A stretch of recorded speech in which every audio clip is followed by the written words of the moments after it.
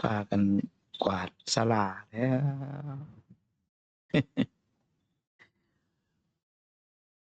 แต่มันเลยขาดวันพระมาพากันแบ่ง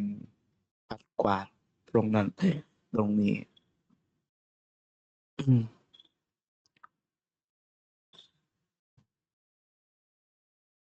คนเรือหน่อยไปเรื่อยละ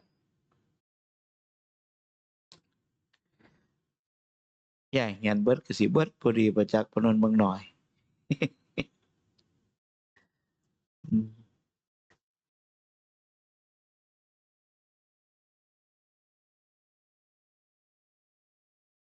มันจิกก็ไม่ตึงก็ไม่ปุ่น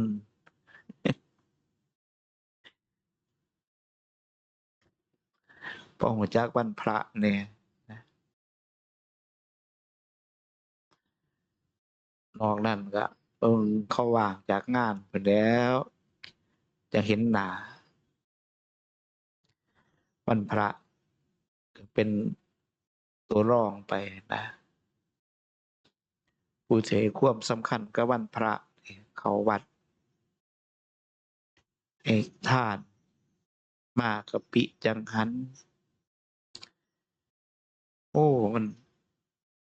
มีความสำคัญหลายเติบเลยท่านเลยก็บ่ได้นะพิจารณาเบิง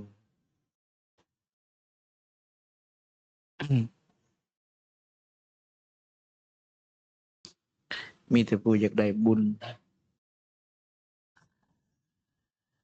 โอกาสมีสุขภาพร่างกายแข็งแรงสติปัญญามีบันบ่เอาบาด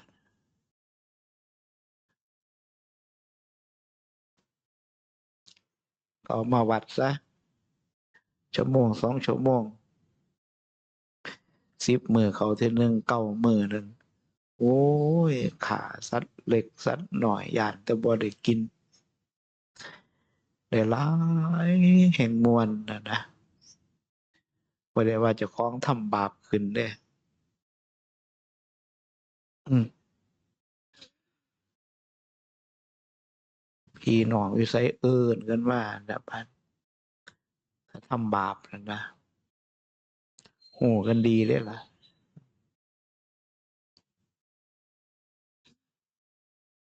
จังว่าปรีบเร่งภาวนาเขาบิณฑบาตบ่มีอาหารได้ครบฉันมีพละกำลังได้ประพฤติพรหมจรรย์ประพฤติปฏิบัติเขาเอาส่ำนั้นนะสิไปหาบไปค้อนผู้อื่นหลายเพราะปานนั้นล่ะบ่ว่าอยู่ไสปฏิบัติธรรมก็มีแต่ผู้เฒ่าย่างจงกรมเป็นไม้กันเฒ่าซักไปผู้หนุ่มผู้น้อยก็แข่งกันหากินอยู่แล้วเขาก็ว่าเขาคักคือกันนะบ่ได้ว่าบ่คักเดะทั้งพระเจ้าพระสงฆ์ก็แข่งกันสร้าง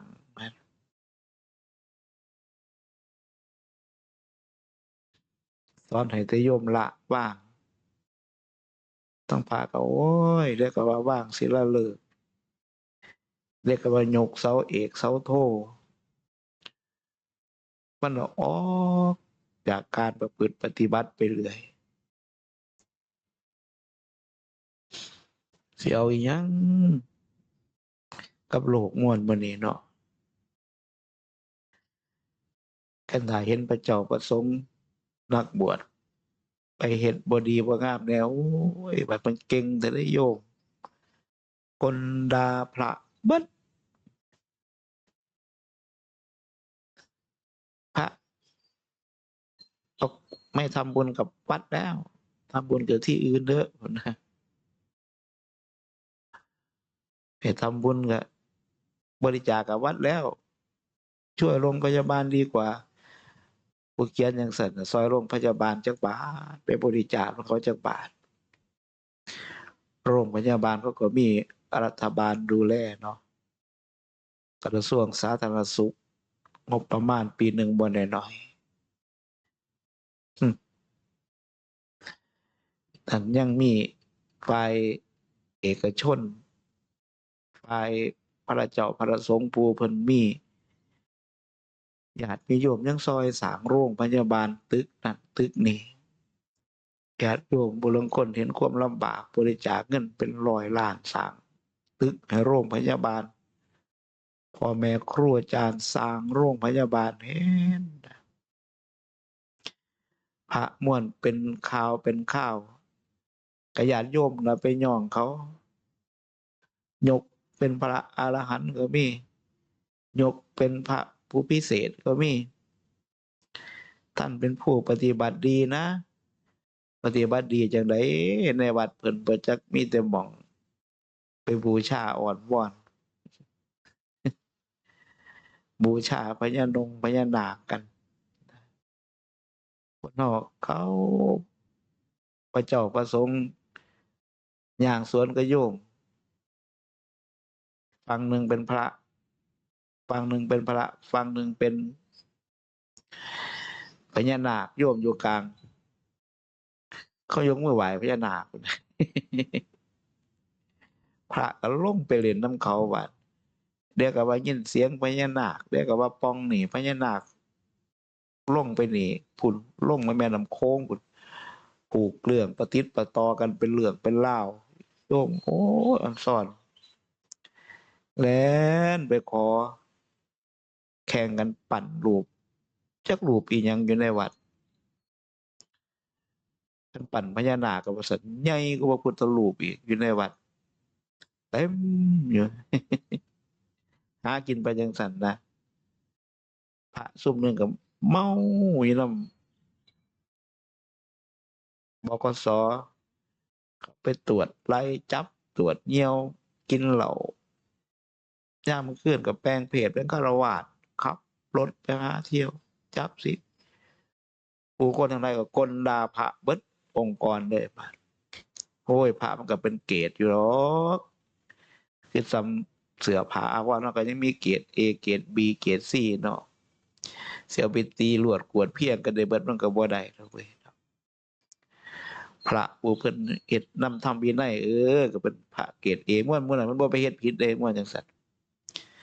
พระผู้เพิ่นเฮ็ดนำทำวินัยนำคำสอนของพระพุทธเจ้าเพิ่นบ่ไปทำเรื่องเลวร้ายเด้พระม่วนจังซั่นมีแต่พระม่วนบ่ทำตามคำสอนของพระพุทธเจ้านะตำหนิพระพุทธเจ้าพร้อมเด้บางคนน่าจะให้ขับรถได้เพิ่นว่าไปเองแทนไปโทษพระพุทธเจ้า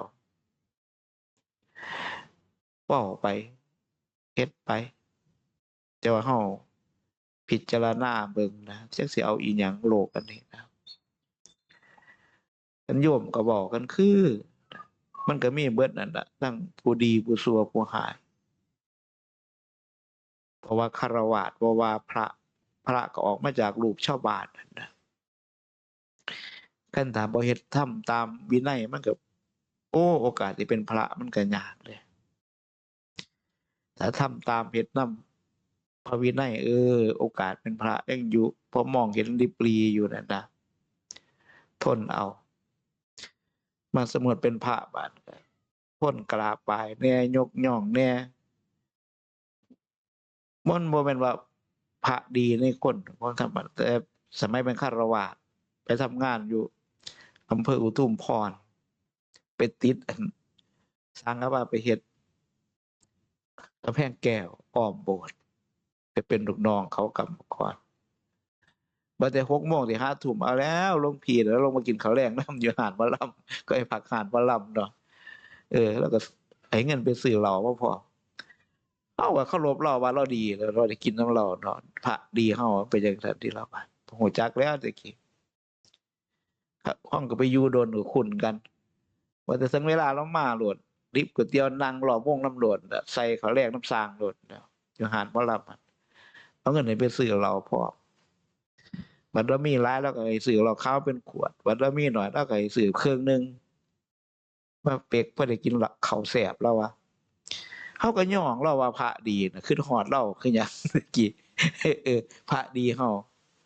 พระดีของแต่ละคนมันก็คือกันพวกเหรียญไฮโลมันก็มีหมู่เป็นพวกเหรียญไฮโล พวกทำซัวมันก็มีหมู่ซัวคือกันของมันไปมาริมมาลอยไปนะจังว่าพระดีของความคิดของโยมนี่มันบ่ทันเข้าในเกณฑ์นะมันดีไปคนละแบบคันผู้ไปหาพระเล่นหวยแต่ว่าเพิ่นให้หวยแม่นพระดีเลยเด้นั่นนะแต่ไปหาพระผู้เพิ่นไปหาเพิ่นแล้วขายที่ได้ง่ายก็ว่าพระดีเลยเด้นั่นเที่ยวไปแห่กันไปเห็นบ่พระดีของแต่ละคนมันก็สิว่าเขาขี้ร้ายบ่ได้เขาดีเขาไปเขาก็ได้ขายหน้าได้ขายที่สอบได้ถือหวยจังซี่พญานาคก็ยังดีเนาะไปอ้อนวอนขอนำพญานาคไปจังซั่นจังว่าถ้าพระดีในพุทธศาสนาคือพระเฮ็ดนำธรรมนำวินัยนั่นพระดีบ่ได้เฮ็ดนำกิเลสผู้ใดพระบวชเข้ามาสมมุติเป็นพระแล้วองค์ใดรูปใดเฮ็ดนำธรรมวินัยนั่นน่ะพระดีดีในเบื้องต้นดีในท่ามกลางดีในที่สุดเฮ็ดให้มันคงเส้นคงวาไว้เป็นแบบนั้นนะสิเอาไปพระดีนำเทวาบ่แม่นแล้ว ไปยืมเงินพระได้ก็ว่าพระดีเออคือจังพ่อบอกหั่นไปทำงานอยู่นำพระ6 โมงแลงมาพระเราลงมากินข้าวแลงนำอยู่หั้นหมอลำเพิ่นค่อยสร้างพักอยู่หั้นหมอลำเนาะสมัยแต่กี้แต่ละวัดมันก็มีหาดหมอลำเด้มีหาดหมอลำไปพระพักอยู่หั้นนอนอยู่หั้นกินข้าวอยู่หั้นยามแลงมาแล้วลงมากินข้าวนำโลดเออเอาเงินไหนไปซื้อเหล้าพร้อมโอ๊ยจะแม่นหลวงพี่ดีจะเป็นครูบาแล้วดี มีงานศพก็มายืมเงินเราไปเล่น ไฮโลซะก่อนเงินค่าแห้งออกก็ยังคอยจ่ายกันพระดีฮะแต่ละคนบ่คือกันนะแต่ว่าพระดีของโยมเนี่ยมันดีน้ำกิเลสดีน้ำกิเลสโยมถือใจโยมก็ว่าพระดี แต่ว่าพระดีในพุทธศาสนาเนี่ยมันต้องเฮ็ดนำธรรมนำวินัยแนวใดพระพุทธเจ้าเพิ่นหาไปก็อย่าไปละเมิดอย่าไปล่วงนะสำคัญก็เรื่องเงินทองนี่ล่ะผู้มื้อนี้ก็ได้อย่าไปมีเงินมีทองในยามไปรับใช้เป็นของส่วนตัวเจ้าของนะลองเบิ่งนะเฮ็ดนำพระพุทธเจ้าเบิ่งบ่ทุกข์ได้เฮ็ดนำพระพุทธเจ้าบ่ทุกข์ตัวของมันมีอันตรายสิแพร่งพรายบังหาก็บ่ได้เด้นำพระพุทธเจ้าป้องกันได้เบิดแนวใดเพิ่นห้ามอย่าไปล่วงละเมิดคำสอนคำห้ามเพิ่นนั่นน่ะแนวใดเพิ่นอนุญาตให้เฮ็ดก็เพียรทำให้มันสม่ำเสมอให้มันเจริญขึ้นนั่นนะเฮ็ดอยู่จังซั่นทำอยู่จังซั่นข้องการบวชหรือบ่ได้ว่าเฮาสิกันนรกปิดประตูอบายภูมิได้ไดผู้บวชเข้ามาก็ได้เบิ่งกิเลสได้ที่มันยามมันลุ่มหัวใจเจ้าของเบิ่งดิอย่าสิไปหลงเจ้าของเด้ เออเขาย่องว่าหลวงพ่อไผจังซั่นจังซี่สิขึ้นเอิกนำเขาแล้วว่าเป็นท่าเด้นรกกินหัวเจ้าของนี่เด้อเบิ่งใจเจ้าของที่ถ้ามันยังอยู่หม้องใดก็ฟัดมันหม้องหั้นแล้วเออมันยังอยู่หม้องใดฟัดมันหม้องหั้นแล้วกิเลสเอามันอยู่หั้นอดทนฟัดมันโลดน่ะสิไปหลงนำเขาย่องเขาสิไปหลงว่าเฮาดีก็ว่าสิดีนำเขาซั่นบ่เงินน้อยมีจักบาทเขาเอิ้นเสียก็สิไล่เป็นขี้แห่เป็นฝีไล่ยกแฉลอยู่แม่นบ่อิหยังก็มีแต่เส้นร้านค้าเขาเอิ้นเสียมันโอ๊ยไล่ยกแฉลบ่เป็นท่าเดะผู้บวชมาในพุทธศาสนาก็มันต้องเบิ่งเจ้าของอย่ามันขาดเคลื่อนอยู่ปัจจุบันนี่แหละปัจจุบันธรรมนี่แหละอดีตมันก็อยู่ปัจจุบันนี่แหละอนาคตมันก็อยู่ปัจจุบันนี่แหละนะสุขมันก็อยู่ปัจจุบันนี่แหละทุกข์มันก็อยู่ปัจจุบันนี่แหละนะเฮาสิเอาไปใส่ล่ะเบิ่งเห็นก็ไปคักๆบอกนี่มันบ่มีแนวสิเว้าไปหม้องอื่นได้เด้ธรรมของพระพุทธเจ้าถ้าเว้าไปหม้องอื่นก็ไกลไปเรื่อยน่ะแต่ละคนเขาก็มีดีของเขาอยู่ทุกคนคือเว้าให้ฟังติดีก็ดีส่ำเฮานี่ติจะไม่ดีส่ำผู้อื่นได้ชั่วก็ชั่วส่ำเฮาอย่าไปชั่วส่ำผู้อื่นน่ะนะทุกข์ก็ทุกข์ส่ำเฮาอย่าไปทุกข์ส่ำผู้อื่นนะถ้ามีดีส่ำผู้อื่นดีกว่าผู้อื่นน่ะยากโลดเด้อว่าคนเฮานะให้มันดีส่ำเฮานี่พระพุทธเจ้าเพิ่นก็ดีส่ำพระพุทธเจ้า พระอรหันต์มันก็ดีนํเพิ่นบ่ไปดีนํผู้นั้นดีนํผู้นี้สุขนํผู้นั้นผู้นี้ได้เฮาคือกันมันดีก็ดีส่ำเฮานี่นะแต่สิไปดีส่ำผู้อื่นแต่ดีส่ำผู้อื่นน่ะมันยากเห็นบ่เพิ่นเลยว่าจังซั่นเฮาก็เบิ่งเจ้าของเห็นก็มาเบิ่งพิจารณาเบิ่งแต่ว่าโอ้การปฏิบัตินี่มันบ่แม่นเรื่องไกลมันบ่แม่นเรื่องใกล้มันเป็นเรื่องเบิ่งเจ้าของนี่เบิ่งจิตเบิ่งใจเจ้าของนี่รวยก็รวยส่ำเฮานี่อย่าไปรวยส่ำผู้อื่นถ้ารวยส่ำผู้อื่นมันสิยากมันสิบ่ได้อยู่ได้เศร้ามันสิอยากรวยมันสิหาถ้ารวยส่ำเฮาแล้วอยู่พออยู่แล้วบาดนี้นอนหลับสบายรวยส่ำเฮาอยู่กับปัจจุบันนี่ให้มันได้นะเบิ่งลมหายใจเข้าหายใจออกอยู่กับปัจจุบันนี่มันเห็นอยู่กับพระพุทธเจ้าพุทโธอยู่นี่ธัมโมสังโฆนี่บริกรรมให้มันมีจิตอยู่กับกายกับจิตให้มันได้เพิ่นยังว่าบริกรรมกำกับให้มันอยู่น่ะดูแลกำกับให้มันอยู่จัดระเบียบให้มันอยู่เบิ่งพิจารณาไปเห็นแล้วมันชัดเจนแบบนั้นนะแต่ว่าโอ้มันบ่ยากเด้อดีตมันก็อยู่ปัจจุบันนี้อนาคตมันก็อยู่ปัจจุบันนี้นี่ถ้าถามมันไปอนาคตบานตายแล้วบาดมันก็ลืมปัจจุบันแล้วบาดคิดไปคือพอบอกให้ฟังคันบวชมาเป็นพระตายญาติบ่มีเงินรักษาก็ไปซื้อประกันไว้ตายญาติบ่มีเงินเผาก็ไปซื้อประกันไว้แน่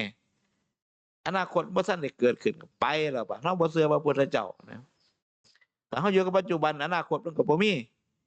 เฮาอยู่กับปัจจุบันอดีตมันก็บ่มีมันอยู่ปัจจุบันนี่เห็นมันอยู่นี่เพิ่นจังว่าให้ระมัดระวังให้เบิ่งจิตเบิ่งใจเจ้าของภาวนาเบิ่งเจ้าของเห็นอิหยังมันสิสิ้นทุกข์ได้แต่บ่เห็นเจ้าของเห็นจังได๋มันสิสิ้นทุกข์เห็นเจ้าของเห็นจังได๋เห็นเจ้าของจังบ่เห็นเจ้าของเห็นมันเป็นธาตุเป็นขันธ์ติล่ะเห็นมันเป็นดินน้ำลมไฟติล่ะเห็นมันบ่เที่ยงติล่ะมันเป็นหยังล่ะมันจังสิทุกข์ล่ะทุกข์ตัวมันแปลว่าเป็นของเจ้าของเบิ่งเข้าไปแน่อดีตมันผ่านมาเป็นจังได๋ผลของปัจจุบันนี่ล่ะเป็นอดีตผลของปัจจุบันนี่ล่ะเป็นอนาคตเบิ่งมันอยู่หั่นพิจารณาอยู่หั่นย่ำบัดมันอยู่หั่นคือเฮาไปเหยียบแมงซ่อนนะโอ้ยซ้ำแมงซ่อนมันสิขึ้นมาให้เฮานี่จับใส่ของใส่ขู่นี่บ่แม่นย่ำธรรมดาเด้บ่จักเอาหยังใส่แหน่เอาน้ำใส่แหน่ย่ำใส่แหน่ตัดค่ำเข้าไปหั่นเพิ่นจังว่าน้ำใส่เหยียบแมงซ่อนก็คือจังเฮาเข้าวัดได้ยินได้ฟังอยู่เรื่อยย่ำเตือนเจ้าของอยู่เรื่อยสนใจอยู่เรื่อยวันพระวันหยังก็เข้าใจมาบ่ได้ก็ลดละเลิกติล่ะรู้จักอยู่แต่ศีล5มีธุระทำการทำงานมาบ่ได้หูอยู่แต่ศีล5ไล่เลยเบิดตัวบ่ว่าไผตั้งแต่ข้อ1ฮอดข้อ5ลดละเลิกติล่ะทนให้มันได้ติล่ะข่มให้มันได้ติล่ะอยู่กับปัจจุบันนั่นติล่ะอยู่กับการทำการทำงานอยู่กับอารมณ์อยู่กับลมหายใจเข้าออกอยู่กับปัจจุบันนั่นแนวใดมันเป็นโกรธแนวใดมันเป็นโทษอันตรายก็อย่าไปให้มันเกิดขึ้นมาติล่ะเบิ่งมันอยู่หั่นเอาอย่าได้ไปเที่ยวกับผู้ใดดีก็ดีแต่ว่าดีนี่เข้าวัดก็ซ้ำว่าเข้าวัดนี่เห็นบ่อย่าไปเบิ่งผู้อื่นน่ะนะเอาส่ำนี้น่ะมันสวยไปเรื่อยล่ะเด้มันหางแหง่เด้เฮาคุมื้ออายุอานามมันก็ไหลไปเรื่อยถ้าบ่ตามอายุไขถ้าบ่ตามความบ่เที่ยงมันบ่แน่นอนนี่ห่วยพรุ่งนี้มันมีอยู่มื้ออื่นมันมีอยู่แต่ว่ามันสิมีบ่สำหรับเฮานี่บ่ธรรมดาปานใดเด้อากาศมันมีให้เฮาหายใจอยู่แต่เฮาสิมีโอกาสสูดหายใจเข้าปอดเฮาบ่น่ะมันจ่อเฮาอยู่ตลอดเวลานะเบิ่งเห็นอยู่จังซี่นะการปฏิบัติการภาวนานะอ้าวบอกให้ฟังไว้เท่านั้นล่ะมันบอกอันอื่นบ่เป็นดอกกูมื้อนี้